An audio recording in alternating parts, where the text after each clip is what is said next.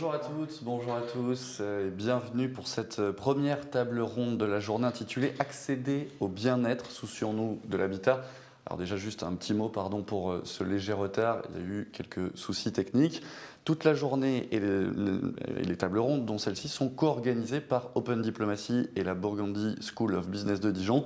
J'en profite pour les remercier. Dans la crise sanitaire et sociale que nous traversons, cette journée nous permettra de remettre l'humain au centre des débats et notamment pour des villes plus vivables. Ça, c'est la thématique qui va nous intéresser dans cette première table ronde. Sans plus attendre, je vous présente les 4 intervenants qui ont accepté notre invitation pour débattre de ces sujets. Alain Capmas, président de la communauté Emmaüs de Bougival, bonjour. Bonjour. Michel Colombier, directeur scientifique de l'IDRI et membre du Haut Conseil pour le climat, bonjour. Bonjour. Brigitte Métra, architecte et urbaniste, membre de l'Académie d'architecture, bonjour également. Bonjour.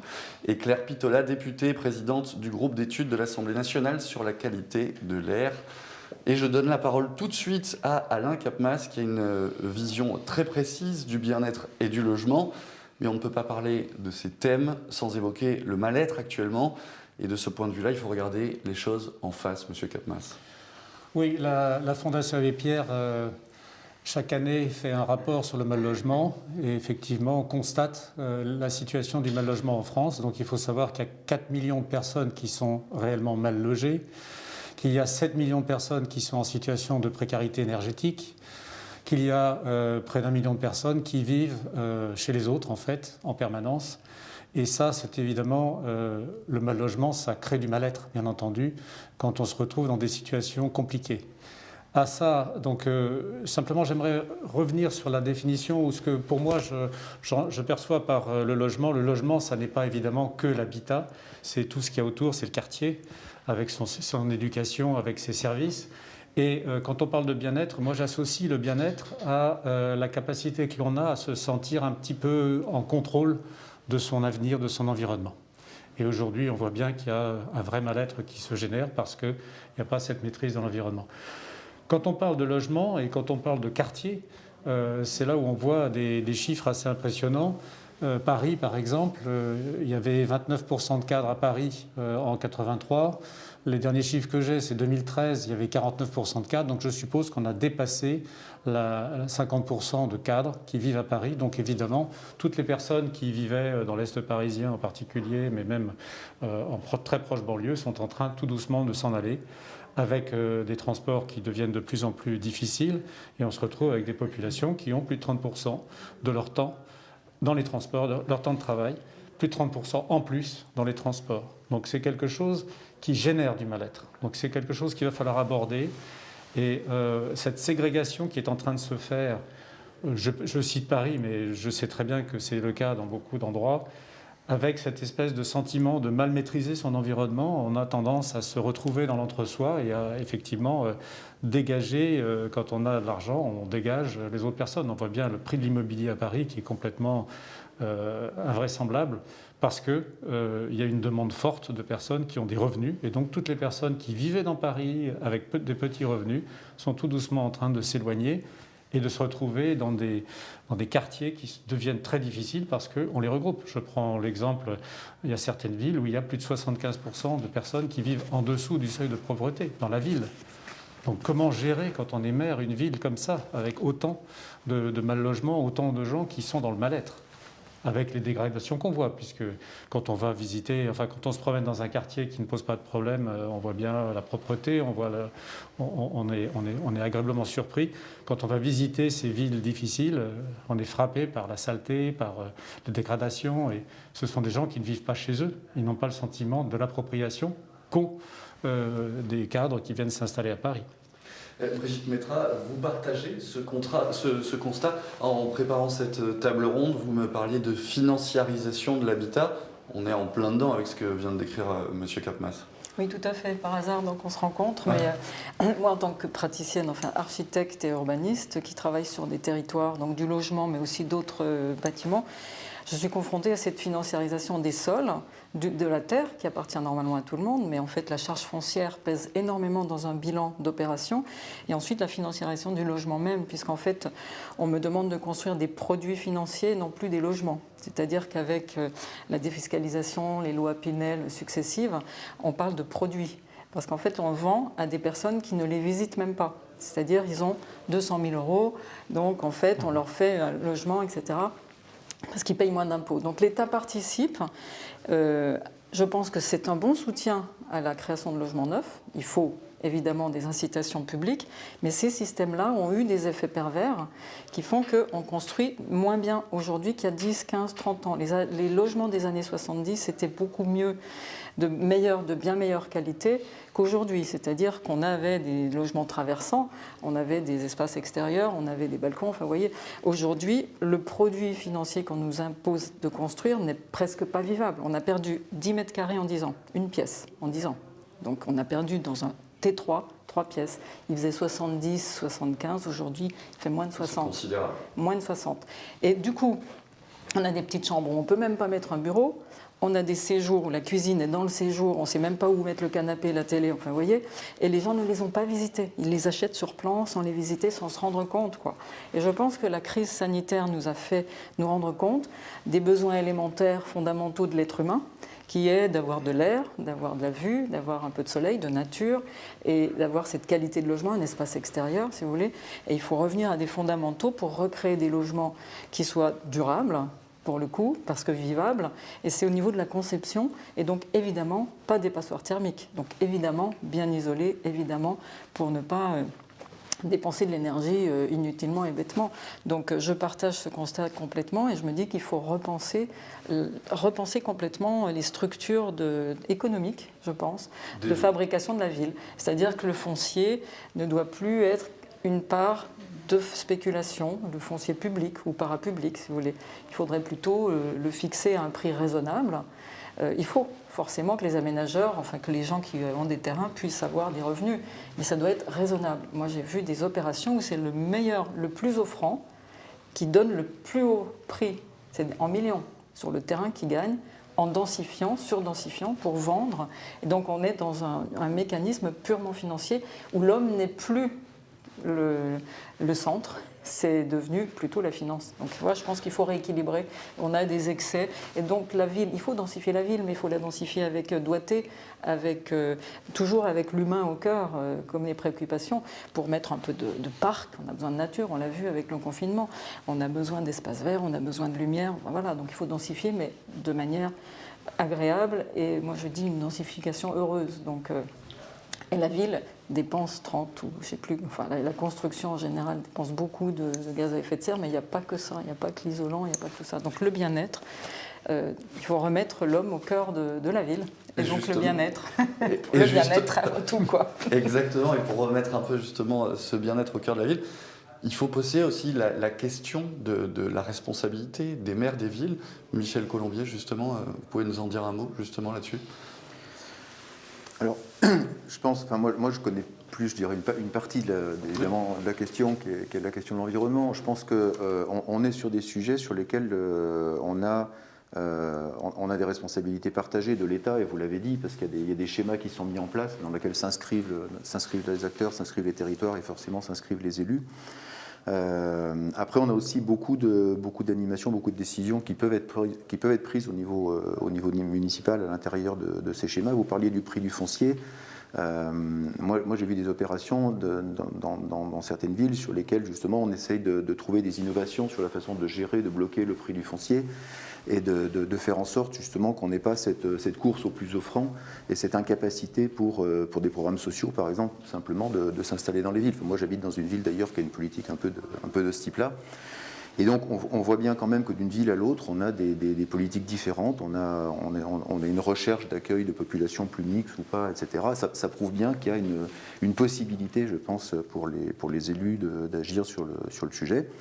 Après, je pense que, comme sur beaucoup de questions, il faut aussi beaucoup réfléchir, en effet, aux incitants que l'État peut poser parce que ça donne quand même des cadres et que ces cadres sont assez structurants de ce que peuvent faire des élus locaux, surtout dans le fonctionnement français, je dirais. Alors ça tombe bien parce qu'on a justement une élue avec nous, Claire Pittelat.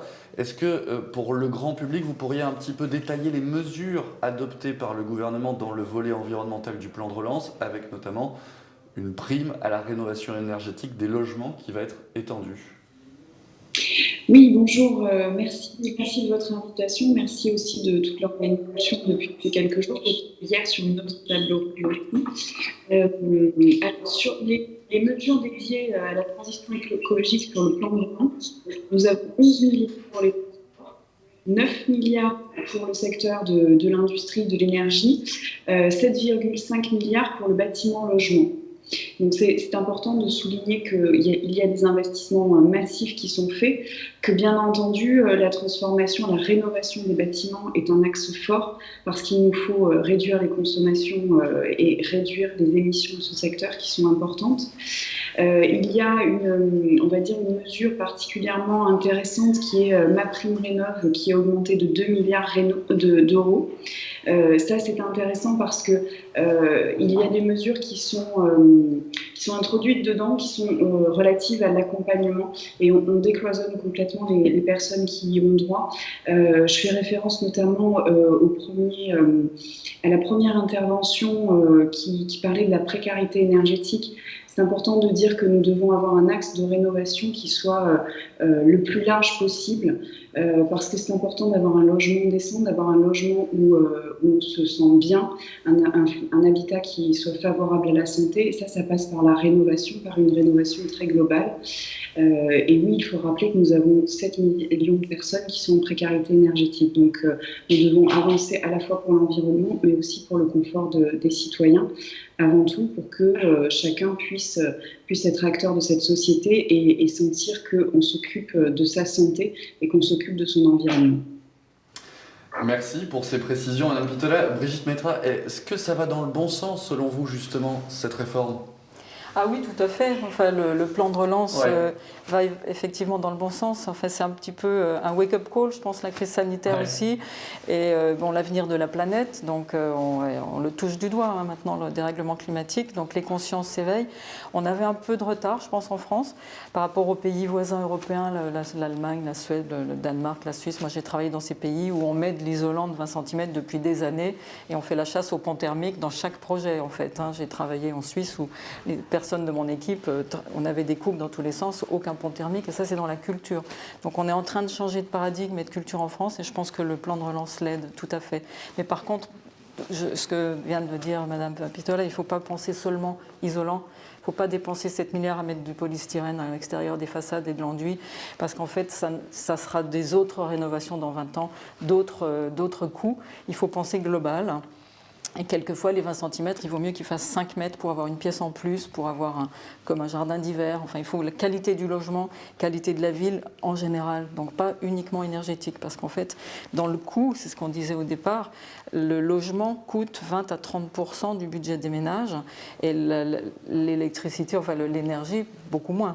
Donc les passoires énergétiques, ça pèse sur les ménages, mais le logement en soi pèse beaucoup plus, donc c'est 30-40%, quelquefois plus, et les gens ne peuvent plus se loger. Donc comment trouver l'adéquation entre les revenus et le prix des logements? Je pense que ça, c'est le vrai sujet, et les isolés, ça en fait partie, quoi. C'est un des paramètres. Mais je pense qu'il faut voir ces 7 milliards de manière plus globale, y compris voir avec l'ANRU, ne pas forcément démolir, ne pas forcément avoir des subventions en démolissant, mais plutôt en conservant et en rénovant, parce qu'en fait, on dépense beaucoup moins de gaz à effet de serre en rénovant qu'en démolissant, même si c'est un petit coût supplémentaire parfois, au long terme, c'est beaucoup moins coûteux. Je pense qu'il faut une vraie pensée globale sur ces 7 milliards. Je prendrais bien 10% de ça pour réfléchir un peu, parce que là, il y a une urgence, il faut dépenser, mais ces 100 milliards, je prendrais un petit 10% pour réfléchir à fond, quoi, et dire, attention, il y a peut-être des trous dans la raquette, et on peut faire plus globalement. Mais bon. Je vous voyais hocher la tête justement, Alain Têtemas. Il va dans le bon sens, ce plan de relance, ou il faut aller encore plus loin? il va dans le bon sens, soyons clairs, et soyons clairs, depuis des années, on isole mieux les bâtiments, enfin ça avance. On ne peut pas dire qu'on ne fait rien et qu'on recule, ça ce serait mentir. Par contre, ce qui me semble très important, c'est ce que vous soulignez, c'est-à-dire la surface des logements qui diminue pour des questions de financiarisation, et ce mal-être qui provient de logements qui sont trop petits, et de cette ségrégation sociale qui ne va qu'en s'amplifiant. Alors la loi Allure est allée dans le bon sens, on en connaît aussi les effets pervers, il y a toujours, quand on fait une loi, il y a toujours du plus et du moins. N'empêche que cette loi a permis de prendre un peu conscience de la nécessité d'une construction sociale et d'une certaine mixité sociale. Je suis un fervent partisan de la mixité sociale. Les quartiers vivants, les quartiers heureux sont des quartiers où il y a de la mixité sociale. Ce n'est pas en se barricadant ou en ayant des quartiers genre banlieue 13 qu'on réussira à faire des gens qui soient dans le bien-être. Michel Colombier, si on prend la question des bâtiments justement, est-ce qu'en France on dispose d'un savoir-faire et de technologies performantes pour réduire justement l'empreinte de construction et de vie de ces bâtiments? Si on rentre dans le détail un peu. Je pense qu'il faut distinguer quand même deux situations. C'est-à-dire qu'il y a la construction neuve. Et je pense que sur la construction neuve, aujourd'hui, enfin, madame est même plus qualifiée que moi sur le sujet, mais on voit des opérations assez formidables. Enfin, on est capable de faire à la fois des logements qui consomment peu, voire pas du tout, voire sont énergie positive, et des logements pour lesquels l'empreinte de la construction elle-même, par l'emploi de nouveaux matériaux, l'emploi du bois, etc., est extrêmement faible. Et puis, la question de la ville, c'est aussi habiter la ville qui existe aujourd'hui. Et vous l'avez dit d'ailleurs, pour des tas de raisons, il ne faut pas forcément démolir. De toute façon, le taux de renouvellement est très faible. Et donc la question, c'est aussi comment on requalifie une ville existante, des immeubles existants, etc. Donc, du point de vue de l'environnement, c'est l'enjeu de la rénovation thermique. Ça a été dit, et je crois que c'est important, c'est pas un enjeu qui peut être mené tout seul.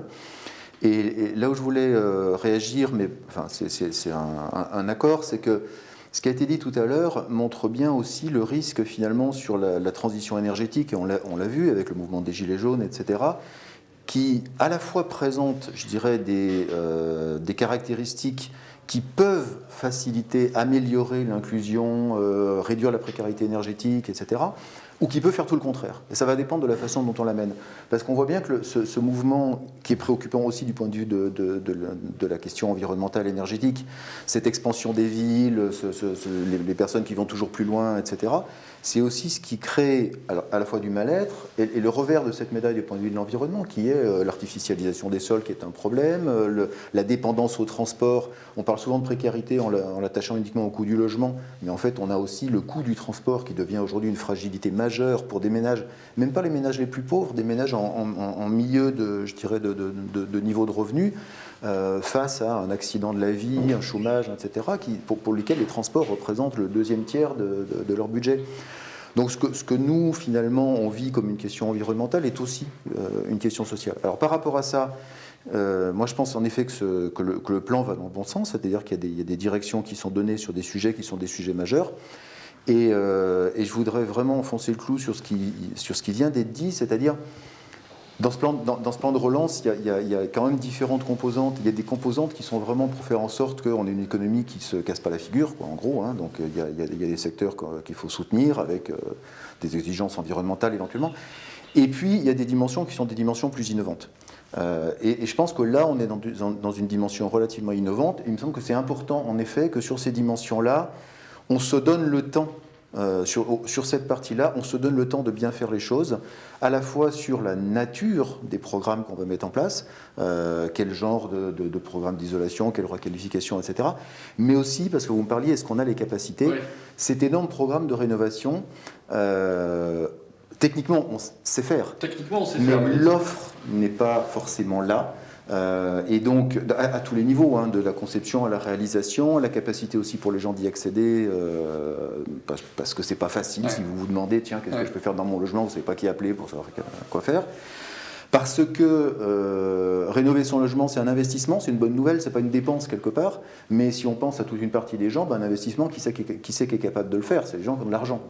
Donc ça peut être très exclusif si on ne trouve pas, alors il y a des choses, des programmes de l'ANA, etc., si on ne trouve pas des réponses à ça. Et donc je trouve que c'est extrêmement important qu'on se donne le temps sur ces filières nouvelles, sur ces questions nouvelles, de construire finalement tout cet écosystème qui est important, avec les artisans qui doivent répondre, avec les architectes, les thermiciens qui doivent concevoir, avec le système financier qui vient derrière, et que ce plan, ça ne soit pas juste l'occasion de faire des mètres carrés, mais ça soit l'occasion de construire durablement une capacité à répondre à ces enjeux. Ça, c'est extrêmement important, et donc il ne faut pas trop se presser, ce qui peut être contradictoire et en tension avec la question de la relance, mais c'est jamais qu'une partie, et cette partie, pour moi, elle est extrêmement importante. Je comprends bien. Claire Pittola, qu'est-ce qu'il faut changer dans l'habitat au sens large, justement, pour améliorer le bien-être de nos concitoyens? Ça passe par quoi, concrètement, dans notre habitat, dans nos villes?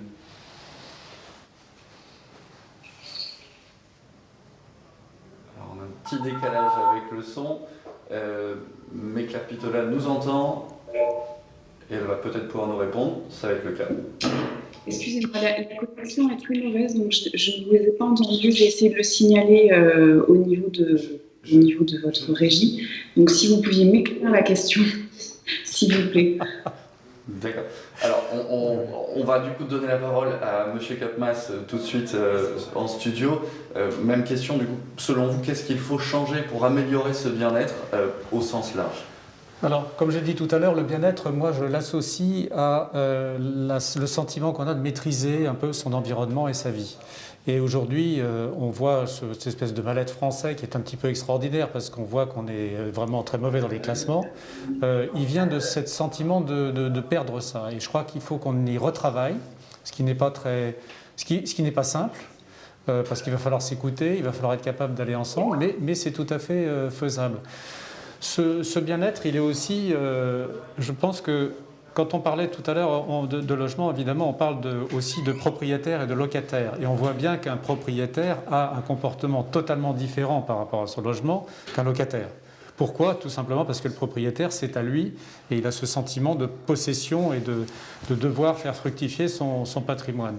Un locataire n'a pas obligatoirement ça. Et si c'est en plus un locataire qui a été logé loin de son lieu de travail, par des services sociaux, dans un endroit où il ne se sent pas à l'aise, où il se sent éventuellement menacé quand ses enfants sortent de l'appartement, bien entendu, il y a du mal-être. Donc ça, c'est un sujet qui est important et moi, je le lie à ce que j'appelle le bien commun. J'appelle ça le bien commun, c'est-à-dire la perception que l'on a de l'ensemble, du quartier dans lequel on vit et de la vie qu'on mène. Donc ça me paraît un élément indispensable de réflexion, avec évidemment toutes ces rénovations. Mais l'aspect quartier, l'aspect être capable d'aménager et de faire en sorte que les habitants se l'approprient, me semble être clé. Oui, monsieur Bolloré. Oui, peut-être rebondir là-dessus, parce que je crois que c'est un aspect essentiel. Vous me demandiez tout à l'heure, les élus locaux, finalement, qu'est-ce qu'ils peuvent faire là-dessus? Je pense que c'est particulièrement une question importante. Le bien commun. Ce bien commun, et c'est là où une municipalité peut intervenir justement pour refaire communauté, pour refaire agora au sein d'une population et donner un projet collectif à cette population. Et moi, je voudrais mentionner une expérience évidemment un peu différente, mais pas dans un an, on a animé une convention citoyenne en France. On a des personnes qui sont venues au début, qui étaient dans la situation que vous disiez, c'est-à-dire des gens qui avaient le sentiment de ne pas avoir prise finalement sur la société, de ne pas être écoutés, de ne pas être entendus. Pour une grande partie des gens qui sont arrivés, ils sont arrivés avec cette revendication-là, et finalement ce repli ou ce rejet de la chose collective, à laquelle d'ailleurs ils n'avaient jamais été invités à participer.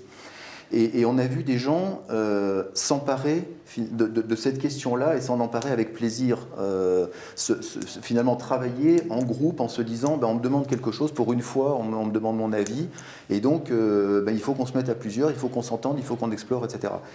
Je crois que ce vécu-là, c'est typiquement le genre de choses qu'on peut créer au niveau local qui est important. Et qui est, ça va au-delà de l'enjeu de dire on va réussir à rénover un bâtiment, etc. Ça va vraiment sur cet enjeu. Les gens doivent se réapproprier la ville, doivent se réapproprier leur avenir.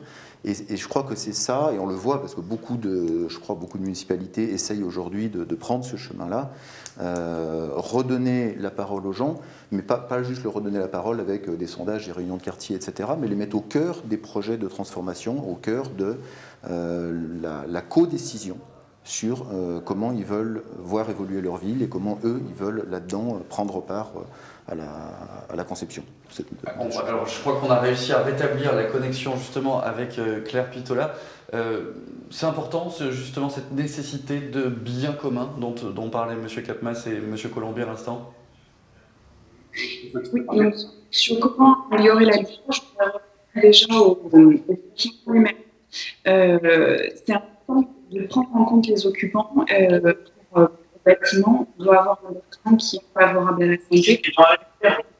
Pour réduire les dépenses. Parce que ici, j'ai la même chose. On fait respirer pour la santé des occupants, puisque nous avons besoin quand même de respirer, que l'air soit sain dans ce logement. Et ce que nous avons rajouté donc, sur la loi Elan, donc la dernière loi sur le logement et le numérique, c'est que dans les futurs codes de construction, nous ayons la notion de santé qui soit intégrée et pas seulement la notion d'efficacité énergétique.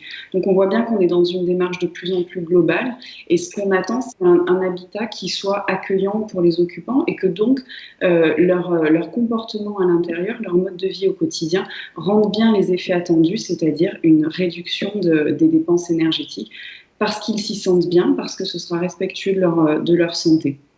Ensuite, on élargit le cercle et effectivement, on va dans les démarches d'éco-quartier.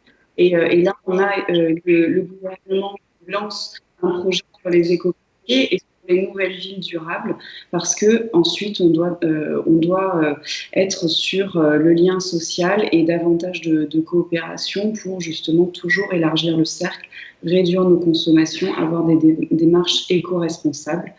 Et on peut citer des exemples innovants qui ont été poussés, donc des programmes, mon collègue Michael Nogal, que je remplace aujourd'hui, pousse un programme qui s'appelle Annexe, qui est de la réhabilitation de bureaux pour des logements étudiants à Toulouse, et donc dans une démarche en fait, d'éco-responsabilité, de développement durable et d'insertion sociale.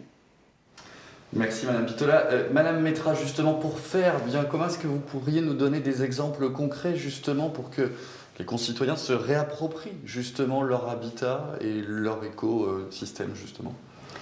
Alors, je pense que, par exemple, la Convention citoyenne était une très belle expérience qui a fait émerger des tas d'idées. Donc, les citoyens ont participé donc, à cette question posée. Je crois que sur la ville, comme vous disiez, il faut intégrer les habitants, enfin tous, dans un quartier, dans une ville, parce qu'en fait, de là émerge un diagnostic et il est le plus pertinent possible. Donc c'est un peu du bottom-up, hein, au lieu de plaquer l'urbanisme et de plaquer la fabrication des villes par le haut, par des décisions dans un bureau pour des mètres carrés, une rentabilité, je pense qu'il faut prendre les besoins, si vous voulez, de la base.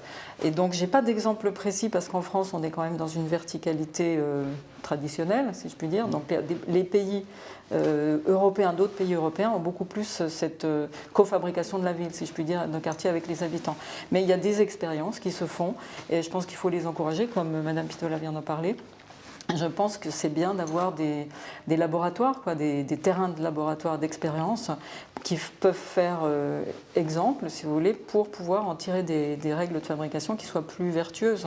Donc quand vous dites le bien commun pour moi, c'est pas seulement la consommation énergétique, je le répète, c'est un logement avec de la lumière traversant, pas avec une vue suffisamment dégagée et forcément bien isolée, mais avec suffisamment de surface, et ne pas avoir des programmes où on nous impose 6 logements par noyau, parce que justement, il n'y a plus de logements traversants, il n'y a plus de double orientation, on n'en a que des petites cellules et qui sont mono-orientées, même parfois au nord. Et ça, il faut le bannir.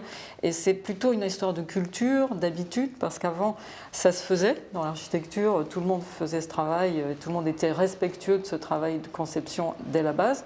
Dans les pays nordiques, le durable, c'est ça. Comment on implante un bâtiment par rapport à l'orientation, par rapport au vent, par rapport à la lumière. C'est ça d'être un bâtiment durable, des logements durables et un quartier durable. Et là, ici, on est sectorisé, c'est des tableaux Excel, c'est des paramètres techniques, souvent d'ingénieurs qui ne se parlent pas forcément entre eux. Et en fait, on arrive des fois à des aberrations. Donc l'un contredit l'autre. C'est-à-dire il faut fermer les fenêtres, isoler, sauf que pour avoir moins de consommation, mais le facteur lumière-jour n'est pas suffisant, parce qu'il faut quand même de la lumière. Donc si vous voulez, à partir de paramètres comme ça, techniques, cumulés et non pas synthétiques, on n'arrive pas forcément à une vraie qualité de vie et à un bien-être global. Donc il faut repenser à la conception et à la finance. C'est l'économique qui dirige la société. Je pense que là, on a des écoles de commerce, il faut innover là, je pense. Donc des laboratoires d'idées pour innover sur toute la chaîne, à mon avis, pour prendre tout dans sa globalité, et l'être humain au cœur. Donc les besoins des 7 millions qui sont en difficulté, en souffrance, précarité énergétique, mais précarité tout court, il faut prendre tous ces paramètres-là pour avoir une société durable. Vous partagez cette analyse, Michel Colombier, justement, et Oui. notamment sur l'innovation. Vous en parliez, vous l'esquissiez tout à l'heure. Tout à fait, mais l'innovation, en effet, elle n'est pas seulement technique, je pense Bien sûr. qu'elle est sociale. Et il y a une pratique qu'on peut peut-être mentionner, elle est encore marginale en France, mais elle est intéressante, et elle nous vient aussi pas mal des pays nordiques, d'Allemagne, etc., qui est l'habitat participatif, c'est-à-dire la conception participative de l'habitat. Alors ça peut paraître un schéma un peu, je vais dire bobo pour caricaturer. Quand on voit les expériences qu'il y a en France, il y a des expériences qui sont extrêmement inclusives, c'est-à-dire qu'ils vont chercher des populations extrêmement différentes et où les gens sont associés dès le départ à soit la construction, soit la rénovation d'un quartier, etc. Donc c'est un travail entre les architectes et les gens qui vont finalement demain habiter ces endroits. C'est eux qui prennent les décisions en accord avec évidemment la possibilité ou pas, etc. C'est des initiatives qui ont besoin et qui sont soutenues par les collectivités locales. Donc on parlait de leur responsabilité, bien souvent elles aident évidemment à ça. Bien sûr. Mais nous, on avait suivi un peu cette question et je pense qu'elle est pas marginale. On voit qu'elle se fait aujourd'hui aussi bien dans des projets de grands immeubles en banlieue parisienne que dans des projets d'habitat rural avec des populations extrêmement diverses. C'est pas du tout quelque chose, c'est pas nécessairement, si on fait l'effort, quelque chose qui est réservé à certaines personnes ou à certaines catégories sociales. Et c'est une façon aussi de reprendre en main finalement son destin et de préparer l'habitat dans lequel on sera demain.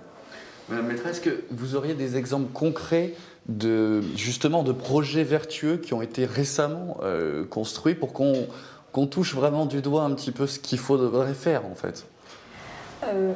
Alors, c'est une question difficile. Dans des projets français, là, vous voulez dire, moi, je suis désolée. Ouais. Je peux parler de Roy Malmaison, si vous voulez. Oui, alors, je vais répondre, puis après, Oui, vous allez... oui, bien voilà. sûr. Enfin, moi, j'essaie de monter un projet, mais qui est différent, qui est de repenser le modèle économique de la fabrication du logement, c'est-à-dire de remettre à plat le bilan financier, de rendre transparent et de faire en fait pour que les marges soient transparentes et partagées. C'est-à-dire, moi, je pense que c'est très bien le logement participatif et ça a une limite, c'est-à-dire que ça peut prendre du temps. C'est-à-dire que la concertation, souvent, enfin voilà, il faut quelquefois, ça peut être un petit peu long. Donc il y a plusieurs schémas. Moi, j'essaie de voir comment, par l'économique, on pourrait refaire un autre format, c'est-à-dire qu'au lieu d'avoir de la marge qui va à des actionnaires, soyons clairs, on peut donner une partie du logement à des associations ou pour le quartier, pour faire ensemble le bien commun, c'est-à-dire repenser tout le bilan financier. Il y a les baux sociaux solidaires aussi pour que le terrain soit moins cher. Il y a plusieurs pistes comme ça. Donc je pense que le bail social solidaire est un très bon exemple qui se développe un peu en France, c'est-à-dire que le terrain reste propriété publique et on paie 1 euro par an ou quelque chose comme ça et on ne paie que les murs. Donc en fait on baisse de 30% le prix du logement. Donc il y a des expériences comme ça qui sont en train de se mettre en place. Mais moi je pense qu'il faut remettre à plat. Alors après, j'ai fait des logements par exemple à Nantes où c'était vertueux entre guillemets je pense parce que tout le monde a pensé global. Moi j'ai fait des terrasses de 25 mètres carrés partagées, c'était logement étudiant, logement social, logement accession. Donc c'est vertueux avec un artiste qui intervient, 25 terrasses qui regardent vers l'ouest, voilà à Nantes, sur l'île de Nantes, et avec une conciergerie, une terrasse partagée, des services partagés. Donc il y a dans la promotion privée, en communauté, là c'est l'aménageur c'est la Samoa de l'île de Nantes, une vraie volonté de faire quartier ensemble, on était 4 architectes, de faire quartier ensemble et de ne pas faire chacun son petit projet qui fait le malin, etc., mais de faire projet. Donc il y a ces tendances-là, mais par exemple on va quand même imposer de l'isolant intérieur parce que c'est moins cher que l'isolant extérieur, parce que c'est moins cher, de niveau à niveau, mais voilà. Donc je pense que il faut globalement pousser encore ces expériences et que le gouvernement les flèche soit plus exigeant en fait, pas juste une rénovation, pas juste la dépense d'énergie, mais beaucoup plus globalement, vertueux, plus globalement sur un bien-être global. Donc je vous passe pour l'exemple de Rueil-Malmaison, puisqu'on est dans vous avez donné un excellent exemple avec Nantes. Mais c'est vrai que sur Rueil-Malmaison, on a actuellement un projet, il y a un projet immobilier sur 3 immeubles, 2 à l'accession à la propriété et un qui est donc acheté par Emmaüs Habitat. Ouais. Et donc ça va être des HLM, il va y avoir un foyer de jeunes travailleurs et Emmaüs Habitat nous a sollicité, et la mairie évidemment est d'accord, pour créer une boutique au rez-de-chaussée dans cet écoquartier. On a 240 mètres carrés. Pour l'instant, on ne sait pas trop ce qu'on va en faire. On va certainement vendre, comme on sait le faire, des articles de seconde main. Mais surtout, on va attendre et s'adapter au quartier, aux besoins du quartier. Parce qu'on a toujours constaté, quand on ouvrait une boutique quelque part, à quel point ça devenait un endroit de convivialité. Et les personnes se rencontrent et restent là. On a effectivement aussi acheté une boutique à Nanterre il y a 12 ans et on s'est rendu compte que les personnes venaient là pour parler entre elles, parce qu'elles n'avaient pas de lieu. Donc on a trouvé un autre local et on a appelé ça un café solidaire. Et effectivement, les personnes peuvent venir discuter entre elles. C'est quelque chose qu'elles ont sollicité, donc elles se sentent chez elles. Et ça, c'est important. Que les personnes, quartier Pablo Picasso à Nanterre, on connaît, hein, c'est dans Neuilly-sa-Mère, c'est le quartier qui est cité. C'est un quartier qui est très difficile et en fait, on est absolument surpris de voir à quel point les personnes ont besoin de ces espaces de convivialité, de rencontres, pour pouvoir échanger. C'est tout bête, mais effectivement, quand on raisonne écoquartier, de raisonner des espaces collectifs, mais des espaces collectifs qui puissent être dont les gens puissent s'approprier, dont les personnes puissent s'approprier, évidemment avec ce sentiment que c'est bien à eux, donc que l'entretien soit correct, que ce ne soit pas des lieux qui seront immédiatement dégradés. Claire Pitola, justement, en tant qu'élu, est-ce que vous pensez qu'il faut aller plus justement vers cette création d'espaces communs dont parlait à l'instant M. Capmas pour un tout ce qui est dit, j'adhère complètement à tout ce que j'entends. Il faut, bien entendu, qu'il faut avoir une vision beaucoup plus globale et qu'il faut intégrer plusieurs notions. Enfin, on le porte. Moi, je suis commissaire aux affaires sociales, donc je travaille beaucoup sur les questions sociales et notamment d'insertion vers l'emploi. Et comme je suis ingénieure à la base, j'ai essayé de mélanger dans mes travaux à la fois cette démarche des pollutions et de l'impact sur la santé et la vision de l'insertion sociale. Et oui, il faut qu'on ait une démarche toujours plus globale parce qu'on ne découpe pas les personnes en morceaux entre leurs besoins sociaux, leurs besoins en termes de santé, leurs besoins en termes d'emploi. En fait, on est un tout indivisible, une personne, et si on veut une société inclusive, on doit aborder le logement, les quartiers de façon très globale. Donc c'est un peu le défi aussi que je lance à mes collègues en ayant créé il y a un an ce groupe d'études sur l'impact sur la santé de la qualité de l'air, parce que finalement l'air c'est quelque chose qui parle à tout le monde, c'est notre premier réflexe de respirer, et c'est bien le sujet en fait des bâtiments. D'abord, qu'est-ce qu'on respire à l'intérieur? On a quand même étudié largement les phénomènes de seed building, donc on doit, je redis un peu ce qui a été dit par les personnes présentes, on doit arrêter de faire des boîtes étanches, on doit respirer à l'intérieur, on doit pouvoir avoir la lumière du jour. Et ensuite, au-delà du bâtiment, c'est comment on respire aussi, parce que en fonction de comment sont orientés les jardins, on va respirer d'habitude davantage la circulation routière aux alentours, ou alors si on essaie finalement d'orienter différemment le bâtiment, on va protéger les espaces extérieurs de certaines pollutions qui pourraient avoir lieu autour. Bien entendu, le but c'est de réduire un maximum les pollutions, et d'abord on réduit, ensuite on met en place des parades. Ça c'est la prévention des risques qui nous donne cette voie de fonctionnement. Mais on ne réduit jamais complètement les pollutions, ne serait-ce que par exemple dans un logement, nous sommes nous-mêmes source de pollution en exhalant du CO2.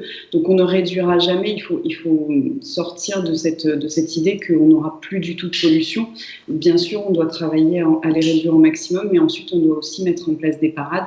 Et ça, c'est comment on conçoit de manière globale des espaces qui réduisent l'impact du bruit, l'impact des pollutions extérieures, visuelles, d'agents chimiques par différentes émissions. Donc oui, une vision toujours plus globale avec au cœur la personne, sa santé, son bien-être et surtout ces liens sociaux, parce qu'on a vu dans cette période, dans cette crise sanitaire, que quand on nous enlève les liens sociaux, on est bien mal, et donc favorisons-les, c'est ça qui fera qu'on fait société. Alors, Michel Colombier, on a justement une question qui nous provient du live, et d'ailleurs j'invite encore et encore les internautes à pouvoir nous poser plein de questions aux intervenants qui sont ici. Une question de Xavier Dutour qui justement est très concrète sur ces espaces communs. Ne peut-on pas compenser la réduction de l'espace du logement par l'obligation de construire des espaces communs pour pouvoir y bricoler, fabriquer, y installer des équipements collectifs type laverie, jardin partagé, sans augmenter le prix du logement? Cela permettrait un meilleur bien-être et équilibrer justement la part pour l'achat du foncier. Est-ce qu'il faut en passer par une obligation? Parce que je pense que c'était plus une question pour ma voisine que pour moi quelque part, mais est-ce qu'il faut passer par cette obligation? C'est vraiment, voilà, est-ce qu'on doit forcer les choses? De toute façon, je pense que sur un certain nombre de questions, et notamment parce que vous l'avez dit, la promotion, etc., on a ce jeu de financiarisation. Bien sûr qu'il y a des choses qu'on est obligé d'encadrer, d'obliger. Après, sur la question précise telle qu'elle est posée, moi je pense que c'est aujourd'hui quelque chose qui est en train aussi de s'expérimenter, parce que à l'intérieur des bâtiments, c'est quand même pas une tradition française, c'est une tradition des pays nordiques d'avoir des espaces communs. Et c'est vrai que quand on a expérimenté ça, on se rend compte que c'est une autre façon d'habiter, et que c'est une façon d'habiter qui en effet rend, de la même façon que les espaces extérieurs d'ailleurs, rend plus vivable, entre guillemets, un espace privatif restreint. Voilà. C'est pas une tradition chez nous. Moi, je pense que c'est bien si ça se développe de façon évidente. Je pense pas que ce soit ça ou, c'est-à-dire si la question c'est est-ce qu'on peut continuer à faire encore plus petit pourvu qu'on mette des espaces communs, ma réponse ça serait plutôt non. Par contre, est-ce qu'on peut s'attacher à essayer de créer ces espaces-là? Je pense que c'est absolument essentiel, et pour les deux raisons qui ont été données, c'est-à-dire à la fois le fait d'agrandir le logement finalement d'une certaine façon, et pour la sociabilité que ces espaces-là permettent de créer. Et d'ailleurs, je parlais d'habitat participatif tout à l'heure, en général, un des premiers trucs qui émergent dans l'habitat participatif, c'est que les gens créent des espaces communs, mais de vrais espaces communs, pas un jardin designé au pied de l'immeuble dans lequel personne n'a besoin d'aller, ce qui se fait de plus en plus en région parisienne maintenant, parce que pour vendre justement c'est très très bien, donc on vous dit un jardin designé, vous n'avez pas le droit d'y aller. Alors en période de Covid c'est intéressant, les gens ont investi les jardins designés, ils y sont allés, ils ont décidé qu'ils y allaient quand même, aux grandes dames de ceux qui avaient conçu ça, ils ont dit maintenant on va parce que c'est le seul endroit où on peut sortir, où on peut vivre. Voilà, je crois que ça c'est intéressant. Je voulais aussi rappeler, parce que je crois que c'est quand même super important, il y a un risque dans toute cette affaire, et c'est pour ça, vous posez la question, bon, le plan de relance, je pense que là-dessus ça va dans le bon sens. On revient toujours beaucoup sur la construction neuve qui est essentielle pour tirer des nouveaux modèles, pour tirer des nouveaux concepts, puis pour préparer l'avenir, parce qu'évidemment c'est ça qui se passe, qui est essentielle parce que si on arrive à faire ce que disait Madame, c'est-à-dire à maîtriser le foncier, on va arrêter d'étendre des villes. Si on arrête d'étendre des villes, il y a les enjeux, je l'ai déjà dit, environnementaux, d'artificialisation, mais il y a cette dépendance des gens à la mobilité, et c'est un autre sujet d'environnement qu'il faut qu'on traite, c'est un autre sujet social. Donc c'est absolument essentiel, et c'est la maîtrise du foncier qui permettra de faire ça. Mais je voulais rappeler aussi qu'on a un enjeu majeur de rénovation parce que le bâti, ça évolue tout doucement. Puis on habite aujourd'hui dans une ville qui a été reconstruite par Haussmann sur une partie de ville qui nous vient du Moyen-Âge, avec des requalifications dans les années 70. Et la ville, c'est ça aussi, c'est habiter l'existant. Et je pense qu'il faut faire extrêmement attention à ce qu'on ne crée pas non plus un truc à deux vitesses, dans lequel, alors en effet sur de l'habitat neuf, et par exemple je dirais les grands prestataires sociaux, les HLM, etc., je crois font un travail assez incroyable, de requalification aussi sur l'existant, mais il faut aussi qu'on pense à l'ensemble des quartiers, y compris des quartiers aujourd'hui en paupérisation, dans lesquels très souvent on a des gens qui sont locataires de propriétaires, qui sont d'ailleurs soit des propriétaires félons, soit des propriétaires à la limite qui n'ont pas les moyens non plus, etc. Et c'est important qu'on ne crée pas non plus une ville à deux vitesses, c'est-à-dire une ville dans laquelle on a fait des choses super, et puis une partie de ville qui se dégrade, comme on le voit dans certains pays d'ailleurs, et dans laquelle vont se déverser progressivement des populations qui ne peuvent pas accéder à ce qu'on leur propose ailleurs dans le neuf. Donc cet aspect rénovation au sens général, je ne parle pas juste thermique ça en fait partie bien sûr, puis c'est une façon de regagner de la valeur, mais pour moi c'est extrêmement important, c'est-à-dire de ne pas partir sur deux villes l'une à côté de l'autre. Brigitte Métra, c'est une question pareille qui nous vient toujours de la page live sur les rencontres du développement durable, qui est directement adressée à vous. Pourquoi ne pas imposer l'isolation thermique par l'extérieur qui assure un meilleur confort pour toute nouvelle construction? Alors, question concrète. Oui, oui, tout à fait. Pourquoi pas? Mais je pense que c'est mieux quand c'est dans les cultures et les usages, les coutumes, plutôt que les lois. Mais c'est vrai qu'en France, il faut beaucoup de lois, parce que sinon, on les suit pas. Enfin, comme on les suit pas, justement, on en fait d'autant plus. Mais bref, donc je pense que ça serait mieux que ce soit dans la culture. Et après, il ne faut pas penser que l'isolation extérieure, c'est la panacée, parce que pour les bâtiments existants, il faut aussi garder l'identité. Donc l'âme d'une ville, l'âme d'un lieu, ça fait partie aussi de cette appropriation. On appartient à telle ville parce qu'elle a tel bâtiment, telle histoire. Et c'est la richesse de la France. On a un des plus beaux pays, avec de plus beaux cœurs de ville, des plus belles villes du monde, quand même. J'ai beaucoup voyagé, on est très gâtés. Donc il faut garder ça. Donc là, l'isolation par l'intérieur, ça doit être au cas par cas. Je ne suis pas sûre qu'il y ait vraiment une règle. Mais je trouve que, comme dans les pays nordiques, faire la chasse aux ponts thermiques devrait être un réflexe. Et pourquoi pas l'encourager fortement. Mais après, il y a des cas où il ne faut pas le faire. Vous voyez, donc je suis plutôt pour des analyses, des diagnostics faits par des professionnels, pas juste des paramètres techniques globaux, et ensuite voir au cas par cas. Mais il faut l'encourager, je pense. Mais après, il faut qu'on invente autre chose que le polystyrène. Voilà, il faut, avec les matériaux biosourcés, comment faire l'isolant à l'extérieur, et trouver des complexes qui soient un peu pré-industrialisés pour que ça coûte moins cher, et de trouver d'autres habitudes pour avoir ces isolants extérieurs et pas de pont thermique, comme dans ces pays-là. Voilà. L'encourager, pas l'imposer, je pense. Mais bon, après... D'accord, on a bien compris et merci pour cette réponse. Monsieur Capmas, j'aimerais vous faire réagir à ce que disait précédemment Monsieur Colombier sur cette attention à cette construction à deux vitesses. Je sais que ça vous tient à cœur, justement. Il y a vraiment une différence à l'intérieur même des villes. Comment faire, justement, pour essayer de la résorber un peu? L'imposition d'un pourcentage de logements sociaux dans la construction dans les villes est une bonne chose. Je crois qu'il faut la poursuivre. La plus grosse difficulté que je perçois, c'est la perception ou l'inquiétude qu'ont des gens par rapport, entre guillemets, aux pauvres, aux migrants. C'est un thème dont on n'arrête pas de parler. Parce qu'on ne les rencontre pas, donc on se dit ces gens-là sont dangereux, inquiétants, étranges, ils sont étrangers, donc étranges. Et je crois que dans cette question de construction à plusieurs vitesses ou de création de quartiers de repli, l'obligation de se rencontrer est extrêmement importante. Alors, on ne peut pas obliger les gens à se rencontrer, bien entendu, mais je pense que quand... j'ai eu le plaisir de participer au Grenelle de l'environnement et j'ai rencontré des populations qui n'étaient pas obligatoirement de mon avis. Et c'était passionnant parce que chacun en a essayé de co-construire quelque chose et finalement on est resté en amitié avec des personnes qui faisaient partie, qui représentaient la société civile et des courants complètement différents. Je crois que si on veut éviter cette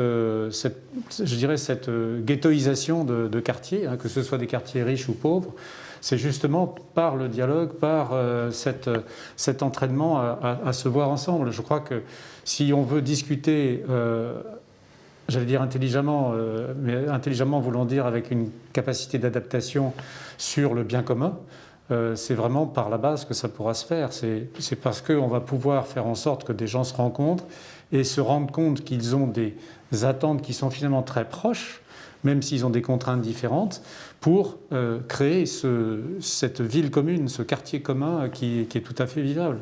Les exemples de quartiers mixtes sont quand même très... Enfin, il y en a nombreux. On parle toujours des quartiers très riches et très pauvres, mais en fait, on sait bien qu'il y a toute une frange de quartiers qui sont en intermédiaire, dans lesquels les gens vivent bien, sauf que, de moins en moins, on fait en sorte qu'ils se rencontrent. L'éducation, de ce point de vue-là, je sais qu'il y avait un thème sur le bien-être et l'éducation, ou qu'il va y avoir cet après-midi. C'est très important dans le cadre du bien-être que de proposer une éducation qui soit aussi, qui favorise cette mixité, que l'on n'a plus, ou qui est en train de disparaître, avec grande inquiétude, à la fois des personnes qui sont aisées par rapport aux gens qui sont en difficulté, et puis aussi, dans les quartiers difficiles, cette espèce de sentiment de se faire dépouiller en permanence, de rien maîtriser, de se retrouver avec une école qui est abîmée, avec des professeurs qui sont les plus jeunes qui arrivent en tant que professeurs. Enfin, on voit bien qu'il y a tout un ensemble pour créer quartier, pour créer une convivialité qui est gentiment en train de disparaître au fil du temps.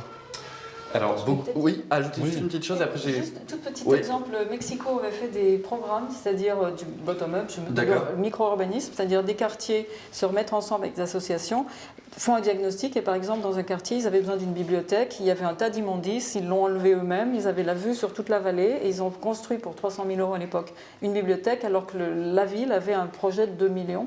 Je vous donne des exemples. Bien sûr. Et là c'est eux, avec l'huile de coude, ils ont participé Ouais. et ils ont vraiment construit ce dont ils avaient besoin, une bibliothèque. Et je pense que les diagnostics et le bottom-up, le micro-urbanisme, ça peut faire des miracles avec les gens parce qu'ils ont exactement la connaissance de ce qu'il leur faut pour s'approprier, se sentir chez eux dans ce quartier. Donc voilà, je pense que c'est un des exemples, hein, c'était tout. Non, mais Pour merci, faire- merci pour cette Pardon. précision. Alors, il se trouve qu'on a beaucoup de questions et je remercie les internautes qui nous regardent justement sur la page live des rencontres du développement durable.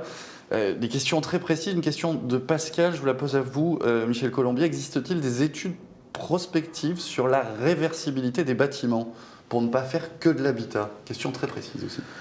Alors, c'est un sujet qu'on avait un tout petit peu abordé, notamment dans des séances de travail de l'IDRI où je suis, où en effet, il y a des questions de voir soit la réversibilité d'habitats existants, enfin, ou de bureaux existants, etc., la réversibilité de structures. Ça c'est une chose, et c'est vrai que finalement, si on regarde l'historique, ce que nous ont légué les générations précédentes, moi j'ai le sentiment en tout cas que les bâtiments ont été de plus en plus spécialisés quelque part dans les dernières décennies, que cette réversibilité est difficile. Et que la grande qualité de la ville un peu plus ancienne qu'on a pu connaître, le centre de Paris, etc., c'était finalement une grande malléabilité à des façons de l'habiter différentes. Et je veux dire, c'est clair qu'on n'habite pas Paris comme Paris était habité par les gens qui l'ont construit. Bon. Et ce que j'avais vu, c'est que c'était une préoccupation aujourd'hui d'un certain nombre de développeurs et d'un certain nombre d'architectes d'essayer de retrouver ça. C'est-à-dire de dire, moi aujourd'hui on me demande de concevoir des bureaux, mais si ça se trouve dans 20 ans ici on aura besoin d'habitat. Moi on me demande aujourd'hui de concevoir de l'habitat, mais peut-être qu'on voudra des commerces ou une école, etc. Et d'intégrer ça dans la conception des bâtiments. Et je pense que c'est en effet extrêmement important, c'est-à-dire qu'on ne peut pas... On ne peut pas complètement se projeter sur ce que sera la ville dans 20 ans, dans 30 ans, quels seront les besoins. Les bâtiments, c'est quand même fait pour durer, et nous, on construit plutôt des bâtiments qui durent. Il y a d'autres parties du monde qui construisent des bâtiments qui ont un taux de rotation beaucoup plus rapide. Nous, on est des gens, on est des latins, on construit quand même des bâtiments pour 100 ans, quoi, ou plus, ou quelques siècles parfois. Et donc se dire qu'en effet le bâtiment peut avoir une vie et changer de fonction est extrêmement important, et je sais qu'il y a des gens qui s'attachent particulièrement à ça aujourd'hui dans la construction, y compris pour changer radicalement, c'est-à-dire des parkings de voitures. Les gens se disent, si ça se trouve dans 20 ans les parkings de voitures, si on a moins de voitures, si on fait du covoiturage, etc., qu'on évolue dans cette idée chacun doit avoir sa voiture et la gare la porte de l'un, on aura besoin de moins de parkings. Donc il faudra pouvoir en refaire quelque chose de ces parkings, il faudra peut-être les habiter, il faudra peut-être... Voilà, donc ça me semble une excellente question, et je sais que beaucoup de gens travaillent dessus. Alors je vous redonne tout de suite la parole parce que je voudrais qu'on parle d'un concept qu'on n'a pas encore abordé, c'est la ville intelligente. Est-ce que déjà vous pourriez nous en dire quelques mots? Parce que je sais que... Alors, que vous voulez dire personnellement, je suis un peu méfiant face au concept. C'est-à-dire que... Est-ce que vous pouvez nous l'expliquer en quelques mots déjà pour le grand public qui ne maîtriserait pas forcément ça? Justement, c'est que j'ai beaucoup de mal à l'expliquer. C'est-à-dire, il y a plusieurs façons de voir ça. On nous vend parfois l'idée d'une ville intelligente qui consiste à mettre des technologies de l'information partout, de prendre toutes les données, le pouls en permanence, en temps réel de l'ensemble de la vie, de l'économie, du métabolisme de la ville, et de nous dire, vous allez voir, quand vous aurez toutes ces données, on pourra mettre des automatismes de la gestion, etc. On va faire une ville intelligente, on va réduire les consommations d'énergie, tout va aller mieux. Bon, ça, moi, je ne crois pas une seconde que ça fonctionne, et on voit d'ailleurs qu'un certain nombre de villes qui se sont lancées dans les projets qui étaient fondamentalement de l'acquisition de données ne savent pas forcément vraiment quoi en faire. Après, je ne suis pas en train de rejeter la question de l'acquisition de données. La question, c'est pour aller où? Par exemple, aujourd'hui, quand on fait du développement de pistes cyclables, les villes, elles font du crowdsourcing, c'est le cas de le dire, hein, pour avoir des données de la part des gens qui utilisent ces pistes cyclables, qui leur disent « mais non, là, ça ne marche pas », etc. Donc, c'est utile mais c'est à l'intérieur d'un projet qu'un projet beaucoup plus complexe. Donc si on se dit concept de ville intelligente, ça consiste juste à mettre des technologies d'information, avoir des données, on va gérer la ville, j'y crois pas. Je pense que l'intelligence de la ville, c'est l'intelligence politique et sociale d'abord, et l'intelligence d'un projet.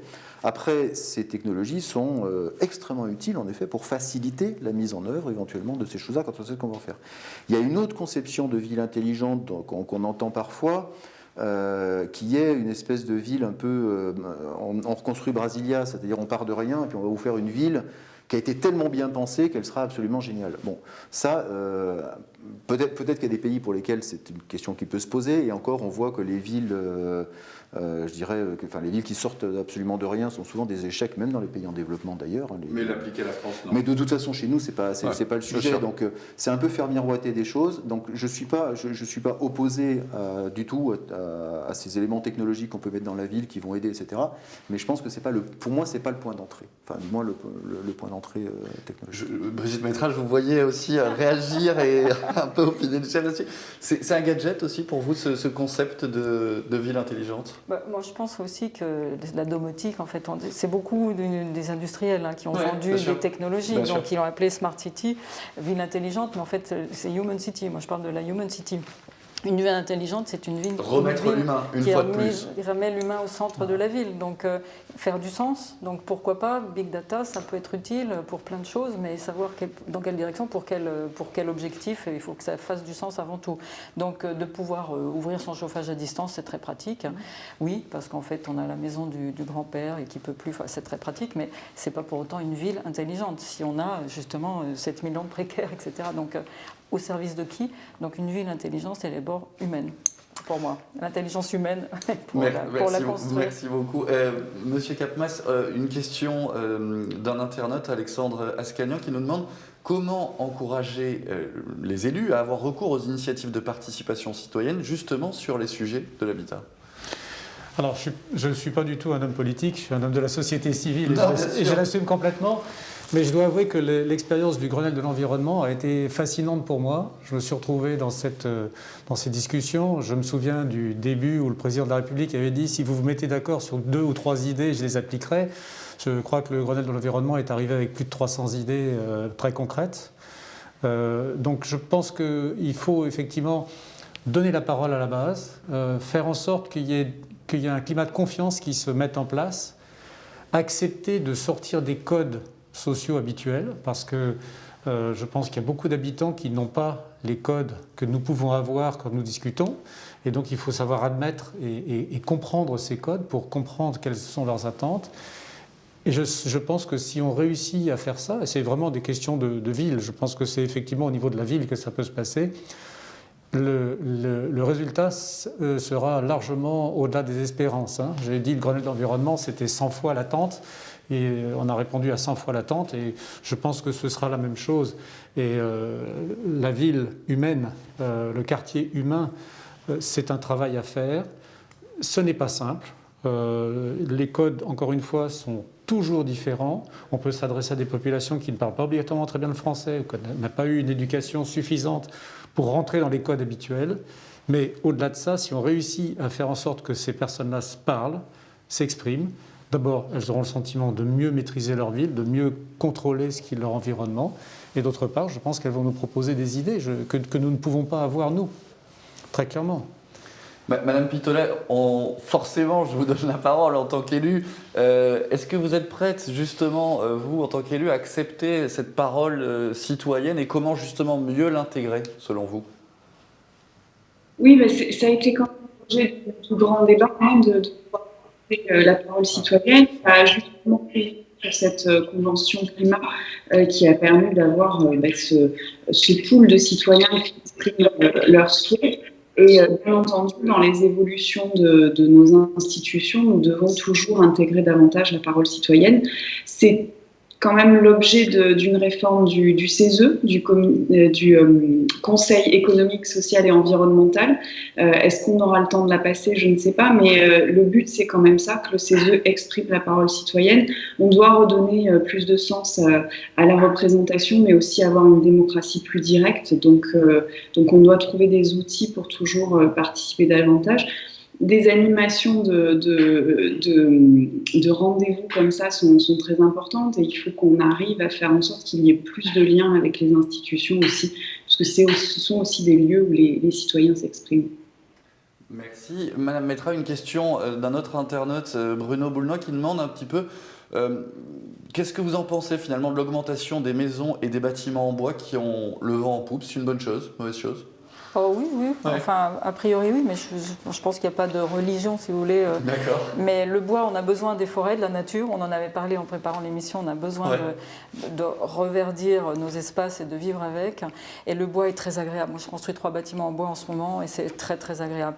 Donc, je pense que c'est bien d'encourager la filière bois en France parce qu'on a beaucoup de forêts, mais il faut le faire intelligemment parce qu'on a besoin des arbres pour capter le CO2, etc. Enfin, je pense que c'est donc une très bonne piste d'évolution, pas tout béton, ne pas être que tout béton, mais après chaque cas est particulier, voilà. Donc si on peut encourager la filière bois qui n'est pas tout à fait organisée, moi ce que j'ai construit c'est avec des Autrichiens, du CLT autrichien et du bois finlandais. On n'est pas encore, la filière bois française n'est pas tout à fait armée, donc je pense que c'est une bonne piste, ouais. Avec les bâtiments, avec les matériaux biosourcés, la paille, etc. Comme ça on serait en circuit court, beaucoup plus vertueux, donc il faut que ça soit encouragé, je suis d'accord. Et les végétaux aussi, parce qu'on en parlait pareil en préparant l'émission. Vous, ça fait 20 ans que vous faites ça justement dans vos projets. C'est plus qu'à la mode, mais vous dites il faut continuer. Ah ben oui, on a vu pendant le confinement, tout le monde avait envie de nature et on ne pouvait pas aller à plus d'1 kilomètre. Et tout le monde n'a pas un parc ou un jardin à plus d'1 kilomètre. Paris est une des villes les moins vertes, si je puis dire, de l'Europe par rapport à Londres, Amsterdam, enfin peu importe. Et cette nature, on en a besoin. Maintenant, il y a la biophilie, il y a le label WELL. Il faut amener de la nature dans les bâtiments. Moi, j'ai construit 2500 mètres carrés de jardin au-dessus d'un centre-bus rue des Pyrénées dans le 20e, avec des façades entièrement végétalisées. Je vous le disais, là, l'ancienne directrice de l'IGPN, puisque c'est des bâtiments du ministère de l'Intérieur, elle revenait le week-end pour arroser les plantes. Et les gens du ministère me disent on est heureux d'aller travailler le matin parce qu'on a ce grand jardin. Et donc la nature en ville, c'est un facteur d'équilibre et on sait que les gens guérissent plus vite s'ils voient un arbre de leur fenêtre d'hôpital. Donc oui, il faut l'amener. Moi, je l'ai toujours mis dans mes projets. Il ne faut pas que ça soit un effet de mode. Ça a une vraie utilité. Les îlots de fraîcheur, enfin voilà, avec les canicules qui vont se redoubler, je pense qu'il faut. Mais il ne faut pas que ça soit juste un gimmick, quoi. Il ne faut pas que ça soit juste peinture et un affichage, quoi. Il ne faut pas du greenwashing, mais je pense vraiment que la nature est importante pour l'équilibre de l'homme et la relation à la nature et à la création. Et l'inscrire durablement, on l'a compris. Je vous remercie. Voilà. Il est 11h30. On doit, j'ai envie de dire malheureusement, mettre un terme à cette table ronde parce que dans un quart d'heure, Ségolène Royal donnera sa masterclass. Je voudrais vous dire un grand merci à vous tous, intervenantes et intervenants. On a compris vraiment cette nécessité de remettre l'humain au cœur vraiment du logement pour un bien-être plus grand justement. Merci à vous tous et donc j'invite les internautes dans un quart d'heure à suivre la masterclass donc, de Ségolène Royal. À tout à l'heure.